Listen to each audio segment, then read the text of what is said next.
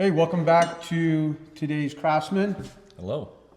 We're here at Green Street Joinery. This is right now the home of today's Craftsman. One day we're going to be in Rob's shop. Yeah, in the backyard. In the backyard. Great old pole barn. And we're talking about hand planes. And actually, do you want to go first, Jeff? Yeah. So the prompt kind of is like, what's your go-to hand plane? This is mine. This is a Lee Nielsen. I think it's a 102. It's a low angle block plane, you know, with a bronze body. And this is what I go to most. You could see I use it on a skew, but I've worn a nice little polished looks great. line into it. So this is what I go to for breaking edges. You know, it's got about about an inch and a quarter. Yeah, the iron's about an inch and a quarter, inch and an eighth wide, so it's good for cleaning up the edge of 1 inch or 3/4 inch material. You know, sometimes you get some squirrely grain, and when you joint it, it'll tear out. So, you know, I use this to clean it up. I don't use it for that a ton, but this is the plane that cleans up all of the fronts and backs on the saw boxes. So I plane off, like I do about 6 or 8 swipes on the top of the back and the top of the front on every box. So this is going to do 1,300, 1,400 pieces pretty soon. We're getting ready to start those. What'd you pay for it? I don't remember. It's less than 200. I want to say it's in that 150, 175 range maybe. It's more expensive than mine. Yeah, my thing is a lot of people like to buy old planes and then like rehab them. We were just kind of talking about that. I don't have time for that. I'm going to buy this off the shelf. It's going to be good to go. You know, you don't even have to touch up the blade. I usually when I get something from Lee Nielsen, I use it out of the box and then I'll hit the blade when it needs to be. But time is money here, so this is, you know, just I spend the money on the plane. And No adjustment on the throat?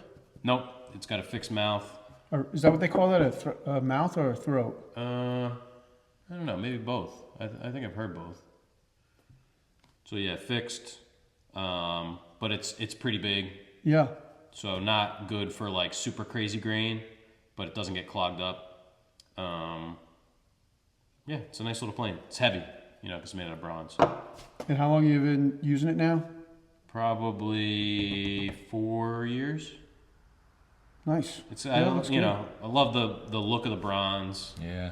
You know, you could see where my thumb goes, and you know, it's just it's nice to use. It's really nice to use. So It's nice everything size. from Lee Nielsen I've been super happy. So I have the low angle jack plane. yeah, I think you have one of those. Yeah, That's yeah. nice. I guess you can go next if you want. All Bob. right.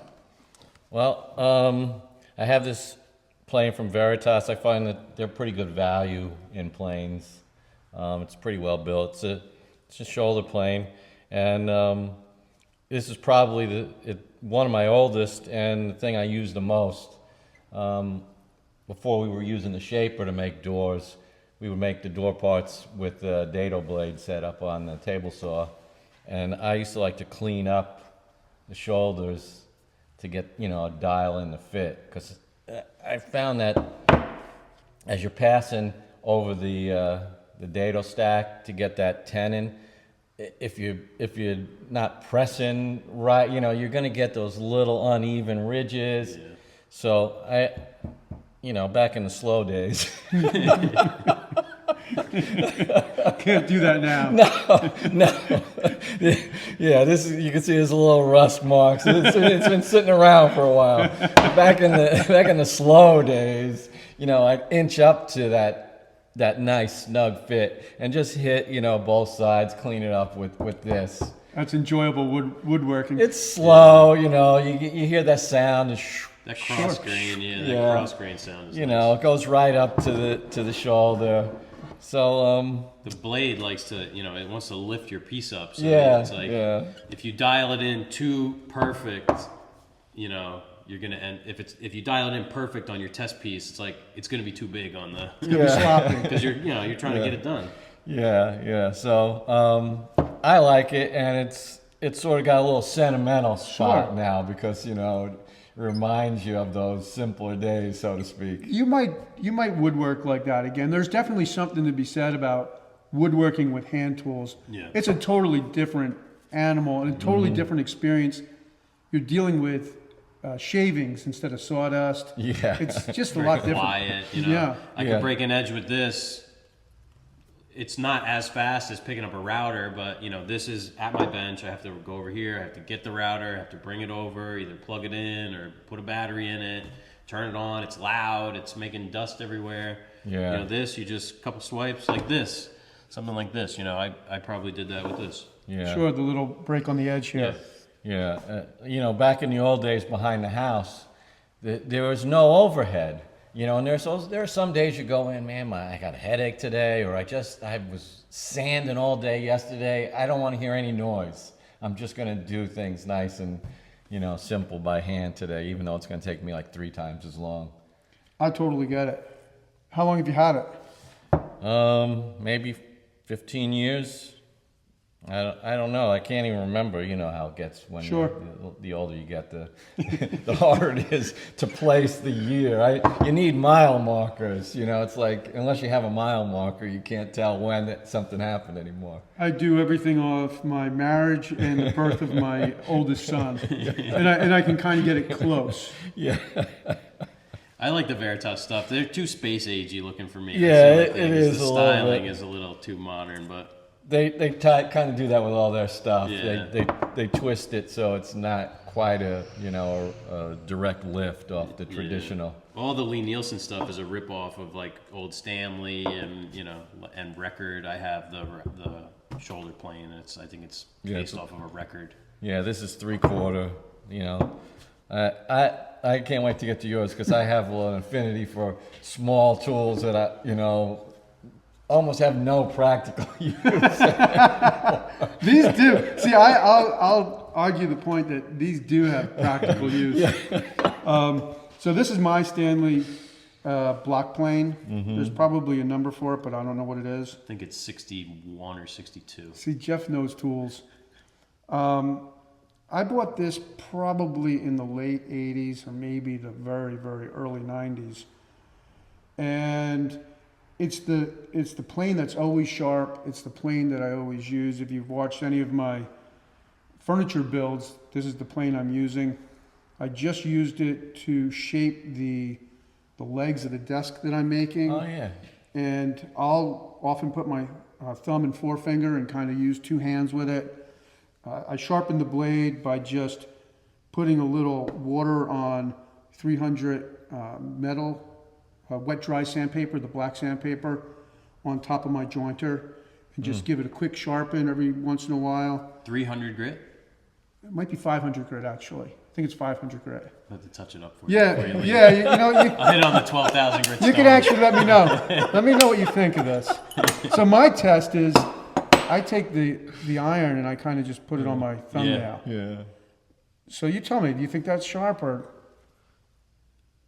Yeah, it definitely feels sharp. Sometimes I'll cut a callus We off could with put it. a little, Yeah. little micro bevel on there. with Well, the I saw 12,000. you sharpening the blades for the jointer, or not the Yeah. jointer, the shaper, and it made me think maybe I should bring my my plane over to Green Street Joinery. Oh, it's if you try and like get into sharpening, it's a black hole, and Yeah. you can waste. A Maybe lot not of waste, time. but you can spend. I've spent hours and hours, and just like because we don't have like a Tormec or anything like that Yeah. where you can, like when you get new chisels, even Lee Nielsen, they're pretty flat, but if you want to lap that whole back to be polished, you better just take the whole Saturday. day. Yeah. Do you hollow the chisel? No, when you you put need it- like a grinder to do So that. have you ever done that? Because I used to do that with the grinder, No. and then I would get them really sharp. I don't have that set up anymore, but Mm-hmm. it makes me think I want to kind of set up a sharpening system again. Yeah. Maybe pick up a one of those Rikon. Yeah, it's like like They got a Tormec. pretty good one. Yep. So anyway, I love this plane. I've used it. I've used this on construction. It's been in the dirt.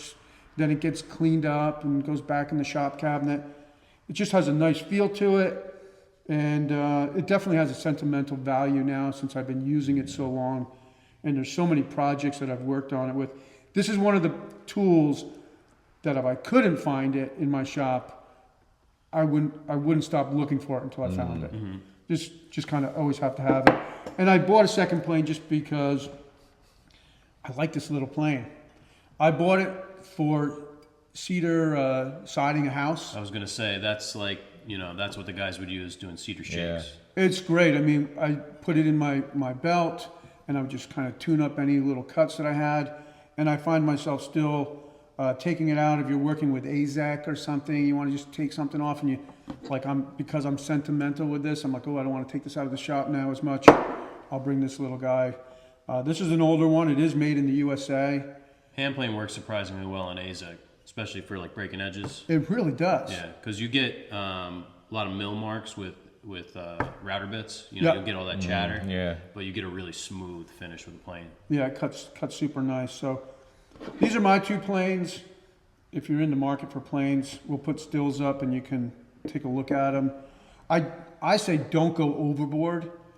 You know, it's funny, you'll watch a couple of YouTube channels and there'll be 50 planes behind whoever's talking.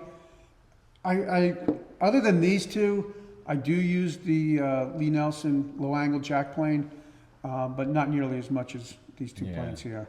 I have one of those too, and I used to use it for, especially for like leveling stuff off, you know, cross grain, end grain.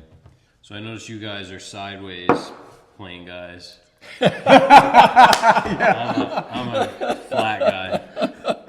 Like, I was taught that is a total no-no. Yeah, well, like this, the blade is exposed and you can knock something into it. Like this, you know, what's the worst case? Going to dig into the bench? Yeah. Well, That's the way I always looked at it. I had heard that you're dulling the blade by putting it down like this. I mean, it's getting... I mean, it's made to cut wood. This is wood. Yeah. I wouldn't put it on concrete like that. But Right. I guess, you know, it's one of those, it was so subconscious. yeah. And, you know, really, is your plane is so sharp that if you put it on here and you go like this, it's going to dig in. Like, Right. this is sharp and, you know, it's skating across the surface because there's no pressure down on it. Yeah. You know, if I go like this, I can get a shaving to come off. But, you know, for the most part, it's just going to... That's funny. Yeah. It's old habits are hard to break. Yeah. All right, well, I guess that's what we have to say about planes. Unless you guys have anything else you want to add. No, I'll put this in the picture. Yeah. That's what it is. See you guys at Maker Camp maybe in a couple weeks. We'll all be Oh up yeah. there Yep, Yeah. 2 weeks from today. for sure. And if you haven't already, subscribe. Hit the like button. The like button's a big thing. Yeah. Follow us on Instagram. And also, if you just started watching this video and you're like, I don't want to hear anything about planes, just keep the video going and walk away. There's a tip. That's a good thing, because then you get the higher count. Yeah, if you have like 2 YouTube accounts, log into the other one and watch the video. There you go. All right, guys, we'll see you next time. Thanks for supporting us. Be good.